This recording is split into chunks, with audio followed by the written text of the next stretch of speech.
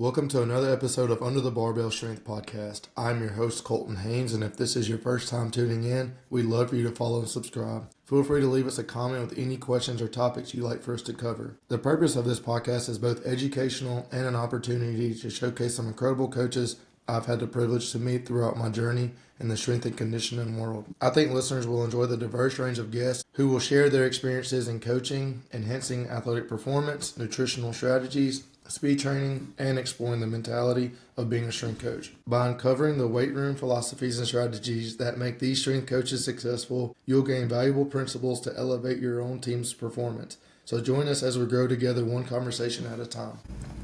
Joining us today is Coach Tyler Smith of Averett University. Coach Smith started his career at Winston-Salem State University, where he played football and ran cross country.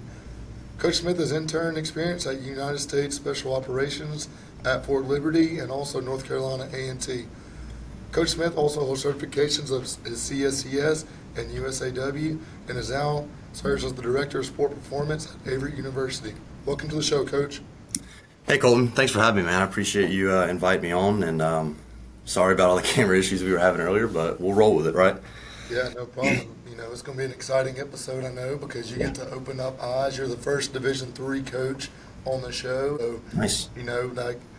We get to talk about what it's like in the D3 life and, how basically you do things. And maybe it's something different or a lot of similarities from, other Division II, Division I NAIA coaches. So maybe we can get some good insight on things. Hopefully so. Yep, and so like I said earlier, you started at the Army Special Operations Command. Kind of talk about that and how you got there. Yeah, so we'll take it back a little bit to playing football in college. I really started getting into strength and conditioning. I liked the training side of it. I loved the process, the planning, everything that comes with the strength and conditioning side, but I was also an Army ROTC cadet going through college as well, so I was also interested in the military and the Army. So I came across the Special Operations Command internship down at Fort Bragg, and it just was the best of both worlds for me. Obviously being in the Army Reserves myself, and then of course being a strength coach, I just thought it was the perfect fit. So, yeah, I was able to go down there and work for a summer, and it was awesome. It was definitely unique. It's definitely a lot different than anything that I do now or anything I've ever done in my past. Working with soldiers, more so one-on-one, guys will come through in their classes. You'll work with the classes. You'll sort of be out there on the floor with them. What was the age range of these guys and girls? Man, I tell you, it's all over the place. I think the youngest soldier that I worked with was 24, 25 years old, but all the way up to 40, 45 years old. And then even some of the instructors that were a bit older, maybe retired from the Army, they were coming in to train. So, it's all over the place. Mandatory training they had to do, or is it just kind of keep up their training? So the unique thing about working at USASOC was it wasn't mandatory. So the classes would come through and they would work with the human performance team, and the human performance team really just served as a tool for them. So when they would come through the class, they would sort of see what all the human performance team could offer. So they're working with the dietitian, they're working with the cognitive performance specialist, they're working with the strength and conditioning coaches. They're sort of getting an understanding of what they have to offer. And then, as they get into the organization and they're sort of on their own. So, I think I worked with 4 coaches, and each coach had 60 to 100 athletes that could just come in anytime they would like and have a program written for them. But it was very unique because there was physical therapists there that would do movement screenings with them, and then they would sort of work with the strength and conditioning coach, and then everybody just sort of collaborated on the program. And so, like I said, it was definitely an experience that was different than how I do things at Averett or how I did things at North Carolina A&T. But it was very eye-opening, and I learned a lot there. But no, it wasn't mandatory or anything like that. Yeah, so talk about how you got into strength conditioning. You kind of mentioned it a little bit. Yeah. So more detail would be awesome. So I coming out of high school, I pretty much was set in stone. I played college ball. I was pretty much set in stone. Hey, I'm going to go and I'm going to play college football, and I'm going to study physical education, and I'm just going to graduate and coach football and do what somebody that wants to play college football and study PE would do, right? As I sort of started going through college, I started to really, really love training, and I had 2 really good strength and conditioning coaches in college, Coach Heineke and then Coach Gooding. and they just became mentors to me right away. So I would be in there asking questions, just annoying them, right, trying to soak up all the information that I could get from them. And they both encouraged me. Well, Coach Heineke really encouraged me, hey, maybe you should look into doing an internship. And so I started seeking out internships, and that's where, I went to North Carolina A&T, I went to USASOC and started getting into it. And it was funny, actually, during COVID and stuff, when we wasn't playing and really when we wasn't at school, I had found like a local baseball team, like a summer league baseball team. I played baseball in high school as well, just to coach. I wanted to do something just to coach, and I quickly found out that I didn't really want to coach sports as much as I originally thought I did. And so strength and conditioning sort of just filled that void. I was getting to coach. I was still getting to be around athletics. And like I said, basically after that second internship that I had, I was sold, hey, I want to get into strength and conditioning. Yeah, graduated college and was looking for graduate assistantships, interviewed here at Averett, and, worked under Coach Rome for a year. And he went on to do great things at Emory and Henry, and I guess Averett thought I did a good enough job to hire me full-time, so here we are. For sure. And how'd you find Coach Rome? Did you apply? Did he seek you out? Yeah, so the Strength Coach Network that everybody follows on Instagram, right? Everybody's on the Discord. I saw it in November or October, so early in my senior year, and I actually reached out to him because I had saw a lot of graduate assistantships that were posted, and a lot of them were going to be, for the spring, right? So coaches that were posted in the fall was hoping somebody would come in for the spring, so I reached out to him and was like, hey, is this going to be a thing that starts in the spring, or is this going to be something that sort of happens next fall? And he said, this is going to be next fall, and sent my resume up, sent my cover letter up, and we did the whole interview process. And I'm actually only about an hour and a half away from Danville, so I'm from the Winston-Salem, North Carolina area, just north of that. So I was able to drive up one day, meet Coach Rome. Actually, I was able to watch him run a lift, and I interviewed with all of the admin. And then, like I said, just wound up getting the job, and then moving down here last July, somewhere around that timeline, and got to work basically immediately. Yeah, so we already had Coach Rome on the show. Yeah. He talked about his philosophy. Is there anything that stuck out to you that made you really want to be there that he's done? Yeah, so the thing that appealed to me a lot about Averett was just the opportunity to work with quite a few different teams. And it was something that we had previously discussed, but how you train athletes at the Division III level, where you have 8 or 9 different teams, right? And just the time that you have with the athletes tends to look a lot different than what you would read in like a textbook, right? Or if you have athletes for 10 or 11 months out of the year, it looks a lot different, right? So for everything that I had done previously, I knew it was going to be a challenge, and I knew it was going to be something new. And so I do think that sparked a little bit of interest from me, and sort of got me excited to come to Averett and work. We quickly meshed, just talking X's and O's real quick. I love the tier system from Joe Ken. And so that was something that we sort of hit off on almost immediately, because Coach Rome wrote quite a few programs just utilizing that tier system. And so without just continuing to talk about the tier system for the whole podcast, it works well here. And so I don't necessarily think that's his philosophy. I think he said something different on your podcast. He's not necessarily glued to one philosophy, but we were able to hit it off quite a bit on that. And our programming was pretty much very similar when we started working with one another. Yeah, and we'll talk philosophy here later, for sure. And so I see you're at the Division I level, you're at the D3 level. What are some commonalities, differences? Kind of talk about what you've seen at different levels. Yeah, so commonalities being just general needs of the athletes. I don't think it changes, of course, depending on the level you're at. They still need to run, they still need to lift, right? A basic movement pattern is a basic movement pattern, right? So the programming side of it really hasn't changed too much. I think the biggest thing working at a smaller university is just how you go about getting that program written, how you get those results that you want. When I was at USASOC, right, we were 20 racks in a facility, right, have all the bells and whistles. And same thing at North Carolina A&T, 16, 15 racks in a room, all the bells and whistles that you could ever ask for. So basically, your programming can be very traditional. At Averett, it's a little bit different, right? We have 2 weight rooms here, and we're blessed that we have 2 weight rooms here because it does help with the scheduling side of it.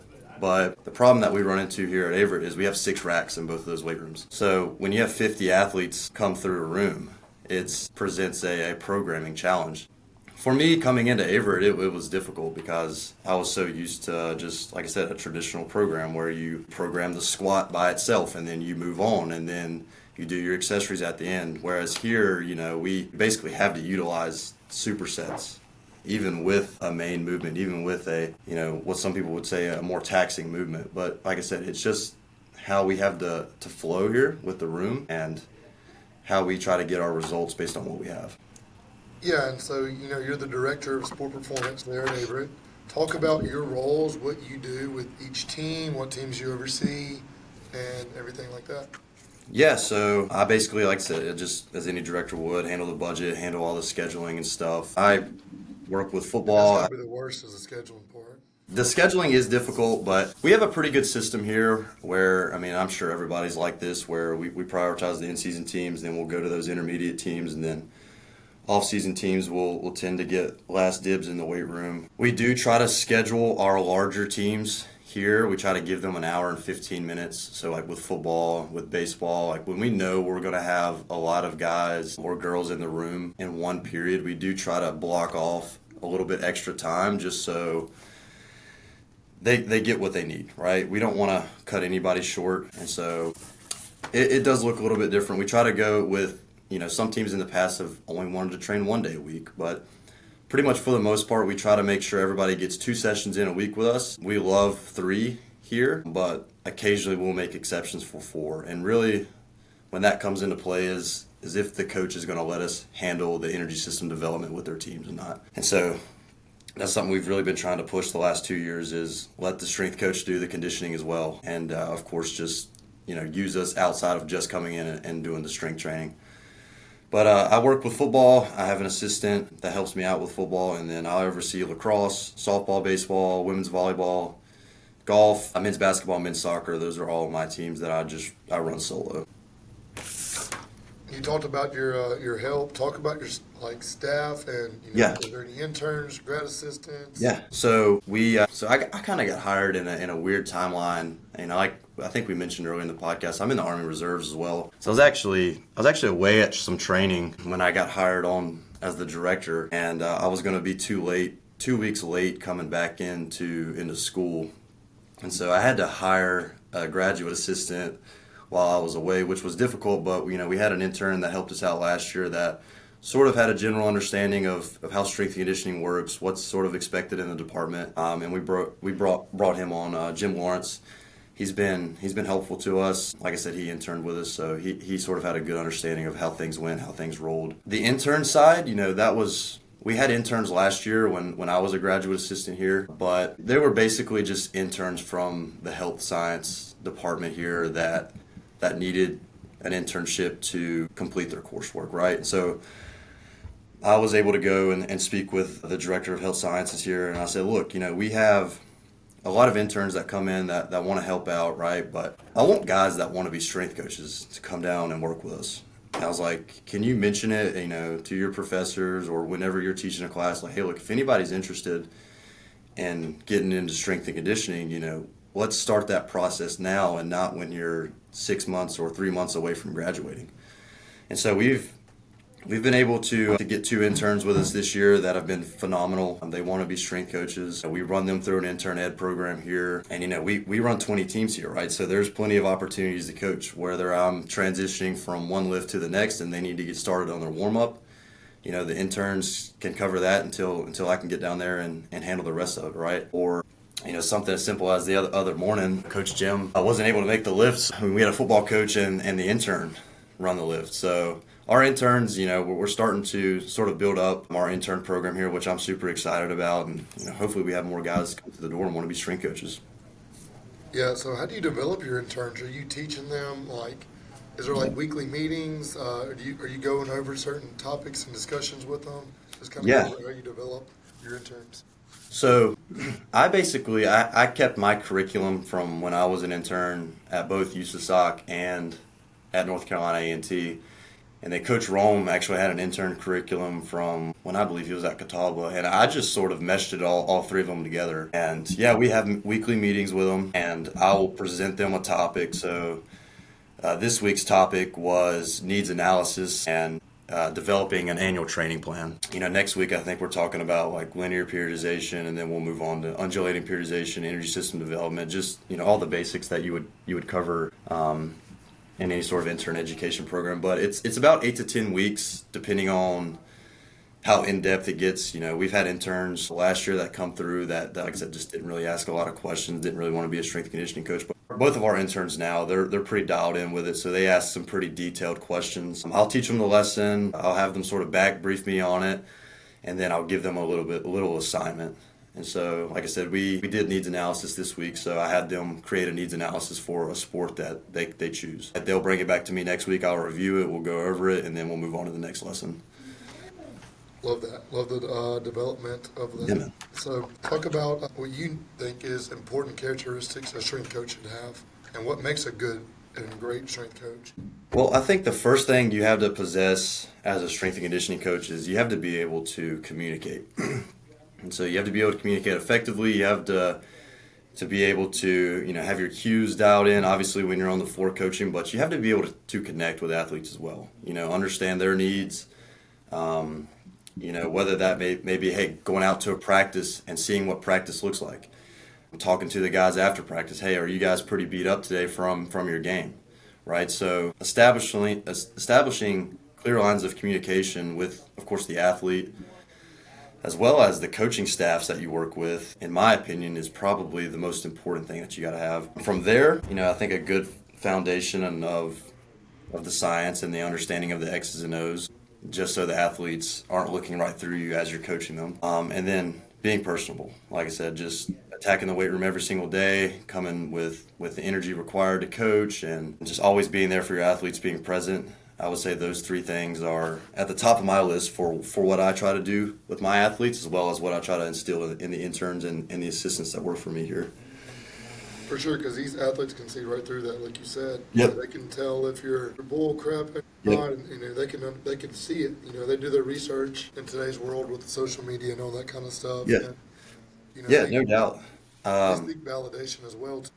Of course, and that was actually a question that one of the interns asked me the other day. Is I've never played soccer or lacrosse in my life. It's like, how do you run those teams through a lift when you don't have any experience training that? I was like, man, you got to do your research. You got to go and connect with them on the field. You got to make those relationships with them. You got to be present. You got to understand what they're going through on a day-to-day basis, because even though you may not have a background in that sport, when you show that you care, when you show that you understand what's happening in the game. I worked with wrestling last year, and I was able to spit off what a wrestling match looked like, the periods, the times, sort of what was going to happen in the match. And I think those guys were impressed by it. They knew I'd never been on the mat before, and I would go out there and have them teach me some moves and whatnot, right? And they laugh at me, but at the end of the day, it's all fun, and I'm just trying to connect with the athletes and help them trust me a little bit more when it comes to the strength and conditioning piece to it. Yeah, my mentor told me it's easy. Anyone can write a program up, or write up any kind of workout in the world, but it's how you connect and communicate with them, just like you said. And I can remember times when I was a grad assistant at Arkansas Tech, and I'm a shorter guy, so I never played basketball. So one day I just happened to walk in, and they were taking charges, and I had to jump in and practice with them just to earn my stripes, And they like that kind of stuff. They do, man. And I tell you what, if you want like instant credibility, or I shouldn't say instant, but if you want some credibility and you want some respect, go and put yourself in their shoes for a little bit. And like you said, they love that, man. Yeah. Yeah, and so next question I have, let's talk about any methods, or what do you like to instill into all your training programs? And we can just talk about football here. Is there any methods, your philosophy? Talk about what you like to do and like your base on everything. Yeah, so is this more for like an X's and O's side, or just... Yeah, we can get deep with it if you want. Okay. Well, like I mentioned earlier, I pretty much am a tier system guy through and through, but it really, with here at Averett, working with so many different teams, you just see so many different needs, right? So even though I love that model, I don't always run that with teams here. I had we'll keep it on football here, but I had a pretty, lengthy conversation with our coaching staff over winter break, and it was made clear that we got to get a little bit bigger, we got to get a little bit stronger, right?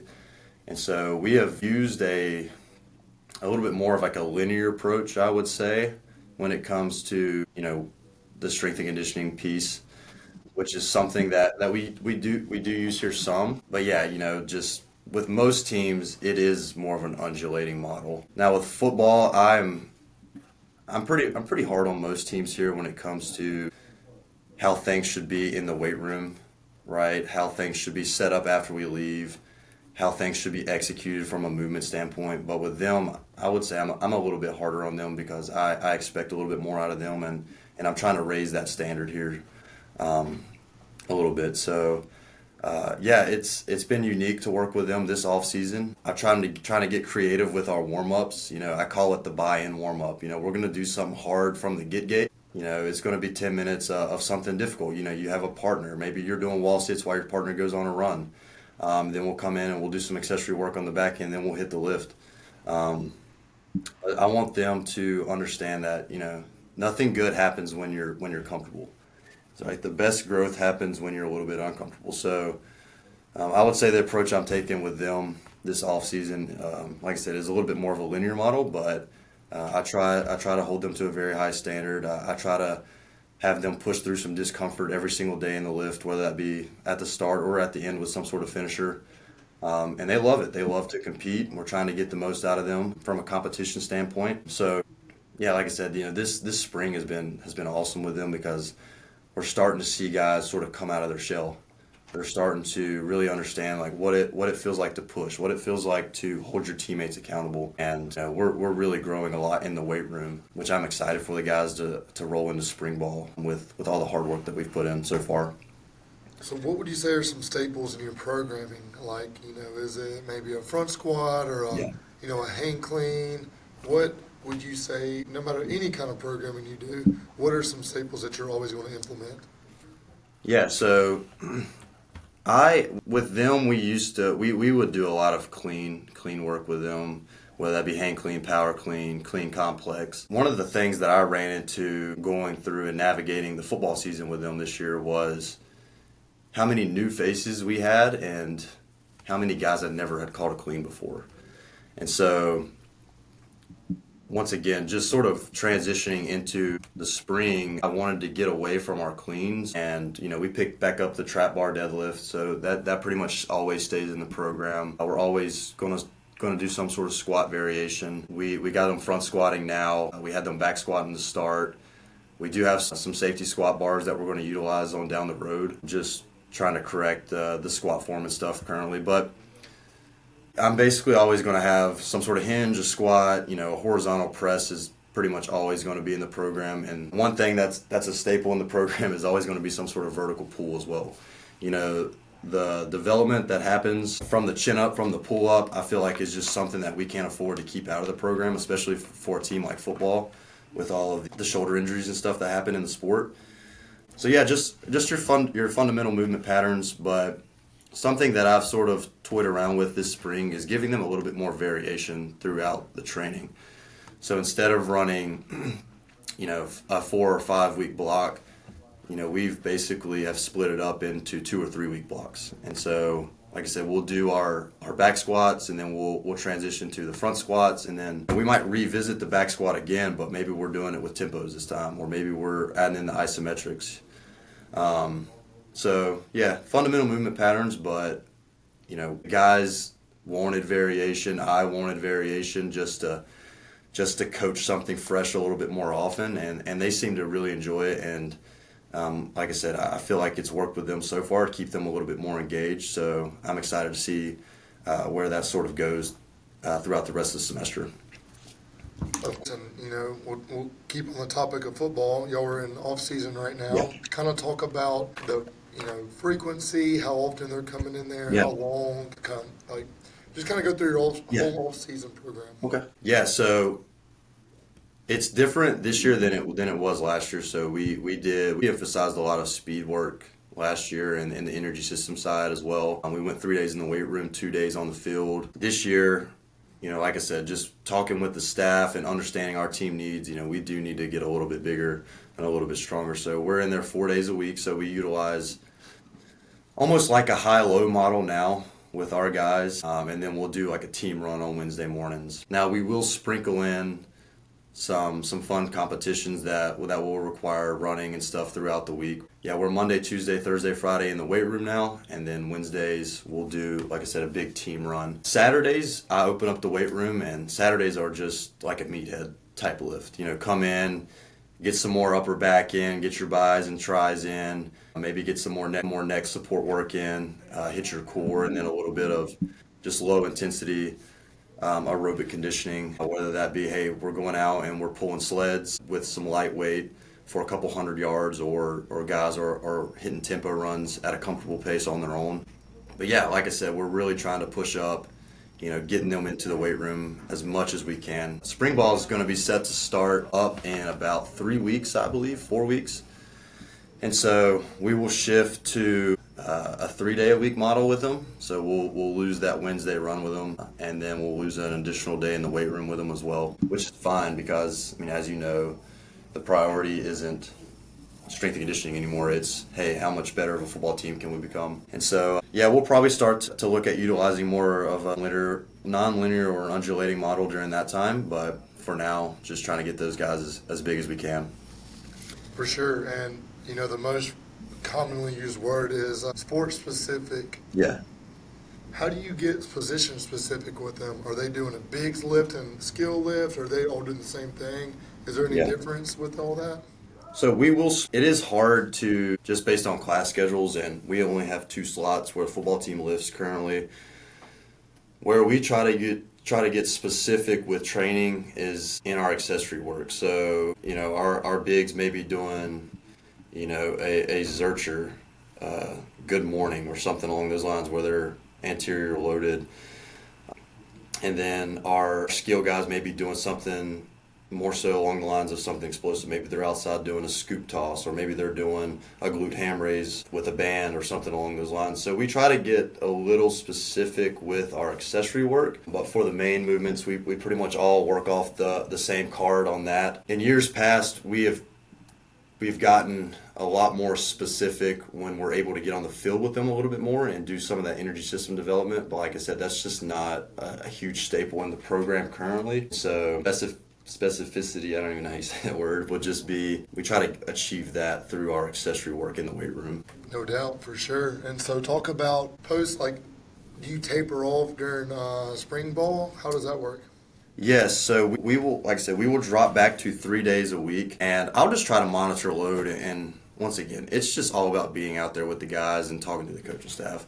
They're going to tell me when they're pretty beat up, and you got to go to the right guys, of course. You can't exactly talk to the whole team, because some guys are going to tell you one thing just because they don't want to train hard, right? But I have a good understanding of who on the team is going to tell me the truth. Hey, maybe we need to back off a couple sets on this week, or maybe we need to drop the load a little bit on this week. And so we'll sort of monitor it on a week-to-week basis. If the guys are really beat up, then we'll look at doing a pretty big deload where we drop off both the intensity and the volume in the weight room, and then maybe add in some sort of mobility session towards the end of the lift. But I love and I really try to maximize all the time that the guys have in the weight room with me, because I know they're going to go home in May and they're not going to come back till August. I really try to prioritize training and try to make sure they're getting the most out of me while they're here on campus. Yep, and then after spring ball, it picks up a lot over the summer. Yep, it does. Talk about our athletes staying around. Yeah. And then talk about your summer workouts. Yeah, so we will have athletes stay around. We do have quite a few athletes that are fairly local to this area in Danville, Virginia. And so they're able to come in and do what I have up on. We use Team Builder, right? So Team Builder makes it easy on us. Guys will come in, guys will train with me, guys will train with Jim. For those that aren't able to come around, we try to hold them accountable just based on what they're logging in Team Builder and what they're not, because Team Builder is good about, helping coaches see, hey, this guy at least logged the lift today. Now, is he doing it? That's a whole different conversation. But yeah, our off-season training, we're not going to get super, super specific with the energy system development and even the strength piece until about 6 weeks out from them returning to camp, right? So we will have them go on a, like a mids or a big skill, a line, and a skill card throughout the summer. So they'll have a more tailored plan to their position. But like I said, for the first couple months, it's all going to basically be the same until we're about 6 weeks out from camp, 7 weeks out from camp. The running will start to get a little bit more specific. My receivers, my DBs are working a little bit more top end speed stuff. My linemen, my offense defensive linemen are working on more acceleration stuff. And then the tricky thing is with the change of direction side, right? Because at that point, if you have a lot of athletes around, you're starting to incorporate unplanned change of direction, true agility work, right? And so just have to get creative with the variety that I send them out, just so they're not doing the same thing over and over again every week. But yeah, about 6 weeks out, 7 weeks out, it'll start to get a little bit more specific to their position and their demands. And how many guys are there over the summer?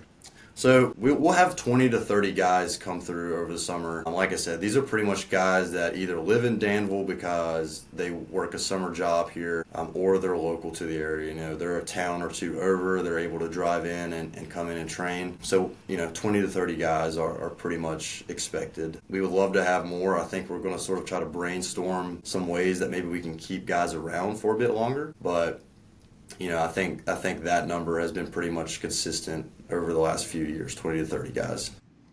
For sure. And, obviously Division III don't have scholarships. Do a lot of your athletes work, in the off season through the summer? They do, How common is that? They do. Every athlete's different. Every athlete has something different that's came up in their life, whether they have to work over on Maine. Maybe they're doing a work study with a department where they're able to earn a little bit of money through the university. Some work local. Like I know we have a couple guys that work at the local YMCA here in Danville. Some are able to, like I said, get jobs over on Maine campus, whether that be doing maintenance work or any sort of lawn care work over on Maine. So yeah, it is not uncommon at all to have athletes that work and have to sort of try to provide for themselves a little bit. And it can get tricky with trying to fit them in to a training schedule, but that's why we have open hours, right? We try to tell the athletes, hey, look, if you're not going to be able to make a scheduled team event, then please let us know, because we want to work with you. We want to be able to provide the services that we're giving to everybody else, but you just have to communicate, where you can't be there, right? So yeah, it is challenging at times, but like I said, I feel like we do a pretty good job of making it work with most of the athletes. Love that. And everyone's favorite topic here is the in-season. How do you, do your workouts in season? Like what days do they go in? What injury prevention stuff are you doing? Yeah. So we'll start with the scheduling. So we're on a 3-day-a-week schedule with football. Sunday is sort of our recovery day, I like to call it. They're coming in and they're getting a light upper body type lift in, right? They're kind of coming in, going through some big ranges of motion, doing a lot of body weight stuff. That day to me is when it comes to, like I said, we'll switch to more of an undulating model. That day to me is the best day for us to do our upper body day, right? It's just the least taxing on the body. I'll come in and I'll let guys I'll give guys numbers based on the numbers that I have for them, but if guys are really beat up, I'll switch them to like a reps in reserve model or an RPE model where I'm sort of letting them gauge their own weight based on, how their bodies are feeling. Sunday's also a big day because we're going to get that injury report, so we are trying to write up an injury report for the guys that got banged up on Saturdays, right? So their lift might be totally different than what my guys who didn't even touch the field the day before is doing. We will do like a little flush run, and what I'll normally do is we'll do it as a team. We'll do some light tempo work, and I'll just have them do some stretching in between the runs. So that's pretty much Sunday for us. Now Tuesday, I like to squat the guys just because it's the next lift that we have, and it's going to be the furthest out from the game outside of that Sunday lift. So squat is going to be the priority there. That's going to be our lower body focus day. And then Thursday is, fast explosive type lifts. We're coming in, hitting any of the accessories that we need to, but the goal of Thursday is to be fast, be fresh, so when they're getting on the bus on Friday or Saturday, they're ready to go, they're ready to play, their body feels good. From the injury prevention side, I actually stole this idea from Joe Ken. I keep giving him a lot of shout outs in this podcast, but I read his book last semester, and he had this thing that he did with his athletes. He called it blitz packages. Blitz packages are essentially extra workouts, right? So if you've ever read like the Westside Barbell Book of Methods, Louis Simmons was big on doing those extra workouts, right? So basically what I've done is I went through, joint by joint, muscle by muscle, and I've tried to make a binder for our guys to basically come in if they have any nagging injuries. Maybe they have elbow pain, maybe they have shoulder pain, knee pain, whatever that may look like. They can essentially come in and do, prehab exercises or some stuff that you would see them doing in the athletic training room as well. And it's all in a binder that I just call the Blitz binder, right? And so it's something that we've sort of rolled out here this spring, but I think it's going to really stick around because guys that have come in that have been a little banged up, they've really connected with that binder, and they've been able to sort of work around their injuries and stuff based on some of those little extra workouts that I have in there for them. Now, like I said, I always try to take lead with the athletic trainer, and I try to make plan B as close to plan A as I can on the strength and conditioning side. I don't want the athlete to divvy away too much from the plan, but they have a good understanding of, hey, if I have an area that's a little bit underdeveloped or that's sort of causing me some nagging pain, I need to go in there, I need to do my extra work. For sure, and that's what we can do as strength coaches is teach these guys and girls. Yeah. Like, everyone wants the quick and easy fix, and we know that's not going to happen. It's like a everyday multivitamin where you got to take it every day. Then you do see results. It's not going to be Correct. a one-time trip to the training room, ice tub, and it's going to be fixed like that. So we know. And they should know, just as well as we know, is that you got to teach them these things. And that blitz binder is actually a really good idea. We come to do the same thing. We have sheets, whether it's shoulder, hip, low back, ankles, all that kind of stuff. Exactly. That, we give them, we show them how to do it, and they come in and do all that prehab stuff as well. Yeah.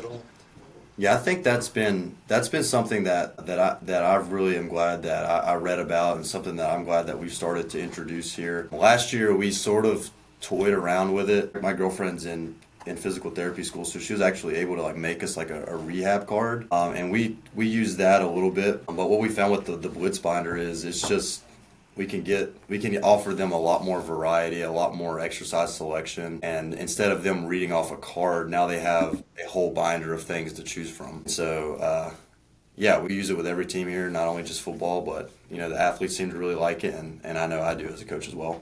Yeah, I like that because, like you said, there's pictures and it's explained to it. A lot of time, the problem with our cards is we have to go out there and show them how to do whatever, and then not that it's wasting our time, but there might be another team going at the same time. Yeah. So really efficient how you do that. That's awesome. Yeah. So talk about your Devo group, your development group in the season. Are they running the same program your in-season guys are running? Yeah, so our developmental group is going to, the focus and the priority is going to be setting them up for the spring as best as we can, right? So by the time we get to the spring, unless new guys come in and transfer, we're not having to spend as much time revisiting how to squat correctly or how to deadlift correctly or how to bench correctly, right? So we take, are you familiar with Dan John's Easy Strength template or his Easy Strength program? Yeah, I am, but give the listeners, give them a quick overview. Yeah, so it's basically just going to cover, the squat, the hinge, your pushes and your pulls, and then a little bit of core on top of that, right? And I'm sure I didn't exactly spit it off how he wrote it, but in a nutshell, you're going to do those movement patterns. You're going to sprinkle in some variety there. It's just a fundamental training session, right? So we will sort of run an easy strength program with them, and we'll start from the ground up, right? So we're teaching them how to hinge, right? Maybe it's with a PVC pipe first, then we're putting dumbbells in their hands, then We're doing a barbell RDL. The trap bar, we feel like we've pretty much been able to start everybody with the trap bar. We'll elevate the trap bar a little bit just so they're not pulling right from the floor, but we're hammering those. And then the squats, we're going to start with the front squat. We like the front squat to start just to teach the movement pattern. Then we'll switch over into the back squat. As well. It's not uncommon to see tempo work in there, just to evaluate that movement pattern as well. See some isometrics in there just so we're making sure they're hitting depth on everything. But yeah, we're going to start from a regress version and then try to progress them up through the fall. And then, like I said, by the time they get to the spring, we want to turn them loose with the rest of the group so they're not falling behind any. How often are they coming in? They're still coming in the same 3 days, and if we're lucky, we can sometimes steal a Friday as well. So at least 3, but sometimes we can get 4, which I really like. But the thing about the Devo group that I've noticed and that you really have to be careful with is sometimes those guys are the guys that are doing the most at practices, right? Yep. And so you can't just crush them every single day because more than likely they're getting crushed at practice, whether they're being a scout team look on defense or a scout team look on special teams, right? On top of doing all of the required individual work that everybody else is doing, sometimes these guys are getting a little bit more volume in practice and getting a little bit more work than the 2 deep, 3 deep are. And so once again, it's just all about being out there at practice, talking to the guys, finding a group of guys that you can really trust as a coach, understanding what they're going through on a day-to-day basis, and then making small adjustments as you need to. Sometimes it might be best if we don't do that Friday lift. Maybe it's best that we go 3 times this week. And it's no different. Maybe we pull back, a set or 2 here. Maybe we break down the intensity a little bit here. But yeah, that's sort of how we do our Devo group here. And I'm a firm believer the biggest difference between, Division I, Division II, FCS, D3, is all about nutrition. And correct. So I guess we can flip over that topic Yeah, now. No doubt. You can give any kind of program you want. You can work them as hard as you want. But at the end of the day, it's how they're going to eat. And that's how they recover, build muscle, whatever you have. So talk about the nutrition at Averett and what are you doing to maybe educate them as well? Yeah. So we utilize a platform. So we have a communications platform that we use as an entire athletic department as well. It's called Teamworks. And then of course we have Team Builder on the strength and conditioning side as well. So Teamworks has been super helpful for me to educate the athletes on a weekly basis, right? So what I've started to do is go on to what the cafeteria is serving every single week, and I will break down every single day, breakfast, lunch, and dinner, and give them 2 or 3 meal options of what they should. Yeah. So and it does take some time to do it, but in my opinion, it's worth it, right? If they can go into the cafeteria and not have to think about what they should be eating, and I've already filtered out all of the junk that's going to be in there that they're serving, right? They can just go in there, pick one of the meal options, or maybe pick 2 of the meal options if they need to gain a little bit of weight, and then eat that. That's how I've sort of tailored our nutrition approach here. Now we have utilized and in sort of my weekly, I call it weekly meal template, where I'll send out the Monday to Monday meals, breakfast, lunch, and dinner. I'll always will put. Is every athlete getting this, or is it just like maybe every single athlete gets this at Averett? And I'll always will put at the top of the meal template, if you are looking to improve body composition, like i.e. gain weight, i.e. lose weight, please come and have a one-on-one conversation with us so we can sort of try to tailor your needs a little bit more individually. We have an app that is pretty common that probably most people are familiar with. It's called MyFitnessPal, right? I'll have the athletes download MyFitnessPal, and I'll tell them, like, look, I'm not going to hold your hand with this. If you're serious about gaining weight, if you're serious about losing weight, you're going to log your calories in this app every single day. And with some of the athletes, I'm like, if they feel comfortable with it, I'll have them share it with me every single day, right? So maybe they made a mistake here and we need to fix the following day, right? I'll have them sort of communicate that daily caloric intake with me, and over time, guys are going to gain weight if they're eating a little bit more, if they're eating their calories that they should be, or athletes are going to lose weight if they're falling underneath that window, right? From an education standpoint, Team Builder has been awesome with their documents and links section. So I will go on there and I will plug in, nutrition handbooks that I've gotten over the years, slideshows that we've done. I put all of the weekly meal templates in there. I have like an at-home cookbook for them to utilize, right? So there is a decent amount of nutrition information plugged into Team Builder, and it's just up to the athlete, like I said, to go in there and to find it because it's in there, and I encourage them to look at it. And sometimes we've even had it to where at the end of the lift, I'll say, hey, look, you got homework this week. I want you to go on to Team Builder documents and links, and I want you to tell me how much protein an athlete should be consuming on a day-to-day basis, or how many carbs an athlete should be consuming on a day-to-day basis.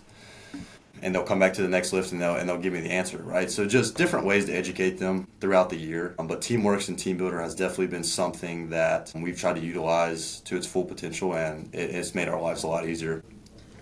Yeah, and I'd love to say I'm a young strength coach, but you're definitely a young strength coach, not only age, but, in your career as well. So what advice would you give these young strength coaches that, are looking to go to the next level, or maybe about to take a position, or maybe early on in their career that you wish you would have known? Yeah, so this has been something that I've recently started doing, but it's just trying to connect with people, right? Get on LinkedIn. LinkedIn has been huge for me. I'll connect with somebody that is in the tactical strength and conditioning space, or they're another college strength and conditioning coach, or even a professional coach, right? And just shoot them a message. And if you can explain, hey, I'm Tyler Smith, I'm the director of sports performance at Averett University. I have goals. These are my goals moving forward. I would love to just sit down and chat with you if you don't mind, and sort of pick your brain a little bit, talk shop. And like I said, that was something that I just have recently started doing. But man, if I could have been doing that when I was an intern for those couple years in undergrad, or if I could have been doing that last year as a grad assistant, right, just how many more people would I have connected with? Just continue to soak up knowledge, right? Once you find somebody, pick their brain. I try to tell my interns all the time, like, look, I only know so much, right? But ask questions, right? Ask questions. Soak it all up. Don't be too good for any sort of job, whether that's setting up the weight room or breaking down the stuff or divvying through a whole week's worth of meals in the cafeteria, right? Don't be too big for any job. That's how you're going to become reliable. That's how you're going to become dependable. And ultimately, that's just sort of how you have to cut your teeth in this profession is to start low, work your way up, do the dirty work, right? Connect with people, learn as much as you can. But yeah, that's the advice that I would give to the young strength coach coming up, including myself. Yeah, for sure. And that's the reason I started this podcast, is so people can listen to these successful coaches. So whether it's at any level, everyone's always wishing they were in someone else's shoes, and it's good that you can listen to somebody like yourself at your age learning this. So is there any shout outs or any you want to give anybody? Yeah, now I want to give a shout out to Coach Ali, who used to be my coach that I worked under at North Carolina A&T. He set the foundation for me in the field. I'll say he definitely helped me get my foot in the door, and then he helped me move on to sort of what I'm doing now. I also want to give a shout out to Shelton Stevens, who's in the tactical space. Shelton, man, he was just a great mentor, a man of God, a guy that I could go and talk to about anything. Great with the X's and O's, just super human being, right? Great mentor. I could call him right now and ask him a question for any sort of advice, and he'd help me out with it. And of course, I got to give a shout out to Sam Rome. Working with him last year was fantastic. Our relationship definitely grew a lot, and one of my best friends now, right? So it would be wrong if I didn't give him a shout out. He's a great guy, a hell of a strength and conditioning coach, and a great friend by all means. For sure. And again, man, thanks for joining on the podcast. Yeah, man, I appreciate you having me, and I really enjoyed talking. I'm happy to see where this goes for you, dude. I've listened to some of your podcasts already. Obviously, I listened to one with Sam, but Coach Codwell was a good show as well. So keep doing your thing, man. Yeah, I think I've gotten a lot better at talking. Yeah. And, I used to kind of follow a script. Now I'm just kind of talking, and I think that's a lot better. Get more content out of it. And so earlier on episodes are great on everybody else's part, bad on me. But as we go through, it gets better. And, Right. a lot of people have a lot of really interesting things to say and things how, I can get better. So that's the whole point of this podcast is Of course. me developing as a coach, maybe other people, who knows who's listening to these things. Yeah, absolutely, man. You never know who's listening, right? All right. Well, thanks again. Thanks, Colton. I appreciate it, man. Thank you for tuning in. And if you enjoyed this episode, don't forget to subscribe and leave a review. You can also follow us on Instagram for more updates at Under the Barbell Strength Podcast. And if you know someone who would love this episode, please share it with them.